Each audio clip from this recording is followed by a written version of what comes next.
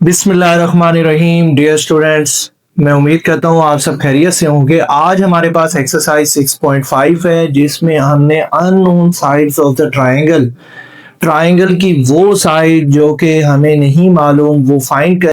Okay students, इन question number 3 जो आपकी screen पर भी आ रहा है वो क्या है कि उसमें उन्होंने कहा जी एक स्क्वायर शेप है और उसकी हर साइड की जो लेंथ है वो 60 सेंटीमीटर लॉन्ग है। एक स्क्वायर है जिसकी हर साइड की जो लेंथ है वो 60 मीटर है। फॉर एग्जाम्पल हम इसको कह देते हैं ABCD। अच्छा जी, अब वो कहता है जी डायगोनल फाइंड करें। तो डायगोनल होता है एक कोने से दूसरे कोने तक के फासले को डायगोनल कहते हैं। एक डायगोनल ये होगा, एक ये होगा। ओके, तो दोनों डायगोनल्स जो है बेसिकली दोनों डायगोनल सेम होंगे क्योंकि स्क्वायर है। ठीक है, रेक्टेंगल में भी लेंथ सेम होती है। ठीक हो गया। तो क्योंकि अच्छा जी, अगली बात हम करते हैं कि अगर हमारे पास ये साइड 60 है तो उसने कहा हर साइड 60 होगी, तो ये भी 60, ये भी 60, ये भी 60। वैसे भी स्क्वायर में ऑल साइड्स क्या होती हैं? इक्वल होती हैं। ठीक है जी, तो इस साइड भी उसने बता दिया और आपको ये बातें पता चल गई। अब अगर आप पाइथागोरस थ्योरम यूज करें तो ये वाली जो साइड जिसके बारे में मैं आपको मजीद डॉटेड लाइन बता रहा हूं, अगर इस डायगोनल की लेंथ हम पाइथागोरस थ्योरम से लगाते हैं, क्योंकि स्क्वायर में एक एंगल कॉर्नर का जो हर कॉर्नर का जो एंगल होता है वो क्या होता है? 90 डिग्री होता है। तो ये एक राइट एंगल ट्राइंगल बन गई है। कौन सी एंगल बन गई है? राइट एंगल ट्राइंगल बन गई। This is base, perpendicular and hypotenuse.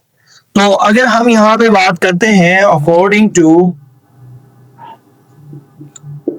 Pythagoras theorem, तो क्या होता है जी? Hypotenuse square is equal to base square plus perpendicular square. ठीक है जी। अब हाइपोटेनियस क्या है? ए सी हाइपोटेनियस है जो 90 के ऑपोजिट साइड है। बेस क्या है? A B. और परपेंडिकुलर क्या है? B C. ओके जी, ए बी की जो लेंथ है वो भी 60 है, बी सी की जो लेंथ है वो भी क्या है? 60 है। तो 60 का स्क्वायर, ए सी हमारे पास रिक्वायर्ड है, इसको मालूम करना है। 60 का स्क्वायर 3600 होता है, 3600। ठीक है जी, तो ये दोनों को जमा करेंगे तो हमारे पास क्या आ जाएगा? 7200। ठीक है, और साथ में क्या आ जाएगा? मीटर स्क्वायर, क्योंकि ये मीटर में वैल्यू थी तो मीटर का स्क्वायर मीटर स्क्वायर आएगा, मीटर स्क्वायर तो ये भी मीटर। चले बहरहाल, अभी हमने अगर हम नहीं भी लिखते तो बात एक ही है, इधर स्क्वायर आ रहा है।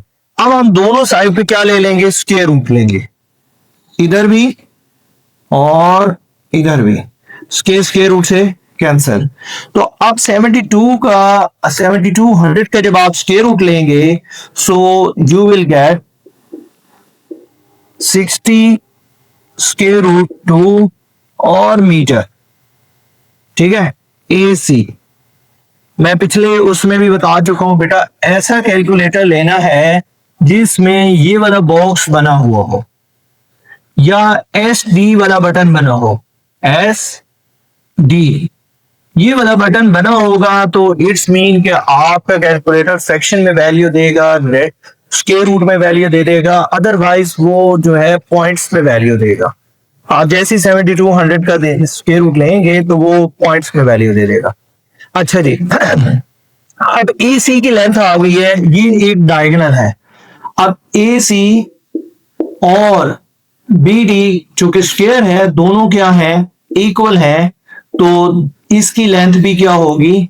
हम कह सकते हैं सिंस बोथ आर इक्वल तो बी डी की भी लेंथ कितनी होगी बेटा? बी डी भी क्या होगा? Square root 60 square root 2 metre. इसकी लेंथ भी क्या आ जाएगी? ये आ जाएगी। स्टूडेंट्स, हमारे पास क्वेश्चन नंबर 4 का जो फर्स्ट पार्ट है उसमें कुछ वैल्यूज गिवन है और यहाँ पर एक लिखा हुआ है m और ये l है और इस तरह से c लिखा हुआ है और उसके आगे लिखा हुआ है 60। तो ये m जो है स्टैंड फॉर मेजर ऑफ, और ये जो इस तरह का साइन है, एक गाड़ी का साइन भी इस तरह का होता है, ठीक है। तो इसको ये एंगल के लिए यूज करते हैं। तो measure of angle C is equal to 60, मतलब एंगल जो C है उसको मेजर करते हैं तो 60 वैल्यू आती है, ठीक है। तो अब हमारे पास ये एंगल है, तो इस एंगल के ये वाली साइड क्या बनी, बेस बनी, और ये वाली साइड क्या बनी, परपेंडिकुलर, और 90 के ऑपोजिट जो साइड बनेगी वो क्या बनेगी, हाइपोटेनियस, ठीक है बेटा। तो अगर हम साइन यूज कर लेते हैं, sine 60 that is perpendicular over hypotenuse, some people have. तो आप बताइए कि साइन 60 की जो वैल्यू आती है वो कितनी आती है, स्क्वायर रूट 3/2 आती है। परपेंडिकुलर क्या है, C है, और हाइपोटेनियस क्या है, B है, स्मॉल b, ठीक है। स्क्वायर रूट 3/2 और C की वैल्यू कितनी है, 3 स्क्वायर रूट 3 ओवर B। अब ये B जो है यहां पर आ जाएगा और स्क्वायर रूट 3 इधर शिफ्ट हो जाएगा, ठीक है, और 2 यहां पर डिवाइड हो रहा है तो ये यहां पर क्या हो जाएगा, मल्टीप्लाई।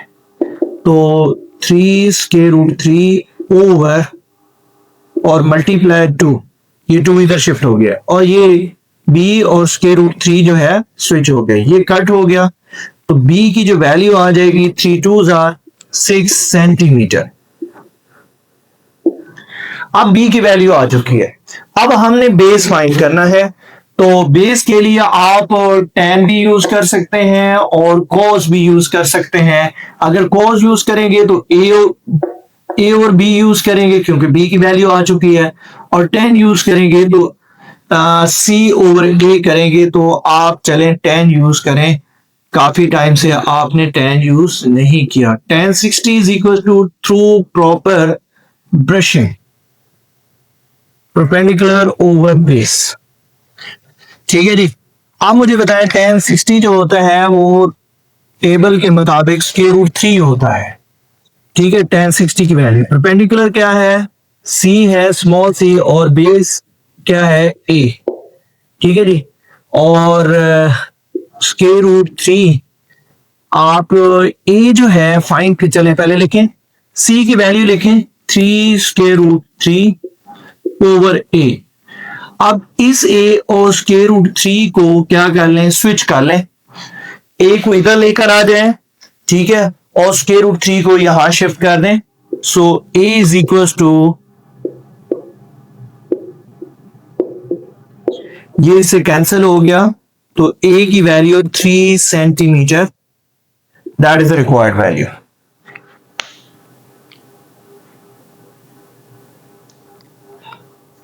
और हमारे पास यहां पर B90, अच्छा, अगर हमने एंगल A की वैल्यू, यहां पर उसने कहा सॉल्व द ट्राइंगल, ठीक है, तो हमने अननोन साइड्स तो फाइंड कर ली, एंगल A की वैल्यू क्या आएगी। सो टोटल एंगल, किसी भी ट्राइंगल का टोटल एंगल कितना होता है, 180। ये 60 है, ये 90 है, तो दोनों को 180 से माइनस करें तो हमारे पास ये वाला एंगल आ जाएगा। सो सी हियर, मैं यहां पर लिख रहा हूं angle A is equal to 180 minus 90 minus 60। So 90 minus 60, 30। So angle A की वैल्यू क्या आ गई है, 30 डिग्री, ठीक है। तीनों एंगल्स का सम जो होगा, ये बात याद रखिएगा, मैं यहां लिख रहा हूं measure of angle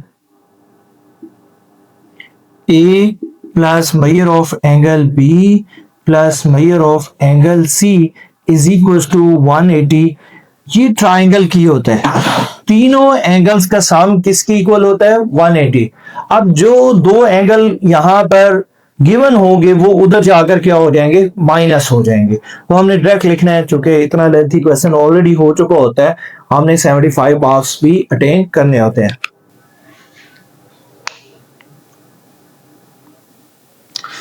Okay students, we have in second part of question 4 एक राइट एंगल ट्राइंगल है ए बी सी, बी पर राइट एंगल है, हमें सी और बी साइड्स फाइंड करने हैं।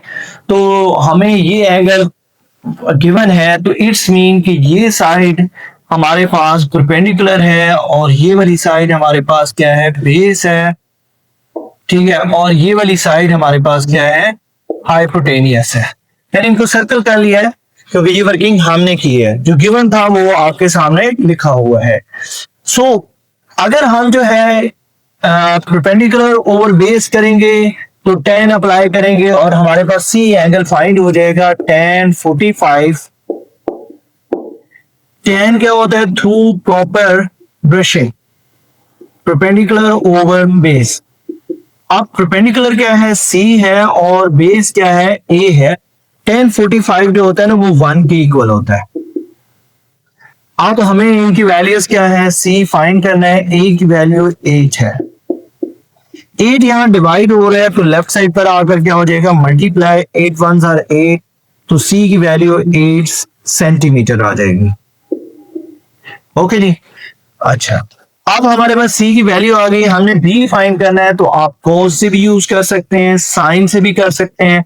तो मैं cos से यूज करूंगा क्योंकि मेरे पास cos क्या होता है, cos 45 is equals to curly brown hair base over hypotenuse। Base क्या है, a, और हाइपोटेनियस क्या है, b, और cos 45 1 ओवर स्क्वायर रूट 2 होता है।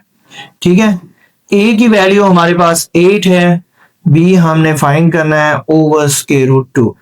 तो b को इधर स्विच कर लें, ठीक है, और स्क्वायर रूट 2 को जो कि यहाँ डिवाइड हो रहा है वो 8 के साथ क्या हो जाएगा, मल्टीप्लाई, सो 8 इंटू स्क्वायर रूट 2 सेंटीमीटर। ये b की वैल्यू आ गई है। अब हमारे पास एंगल a जो है, मैं वैसे बता सकता हूं इट्स 45, लेकिन आप देख लें कि यहां पर कर रहे हैं angle, major of angle a जो होगा वो किसकी इक्वल होगा, 180 minus major of angle b minus major of angle c।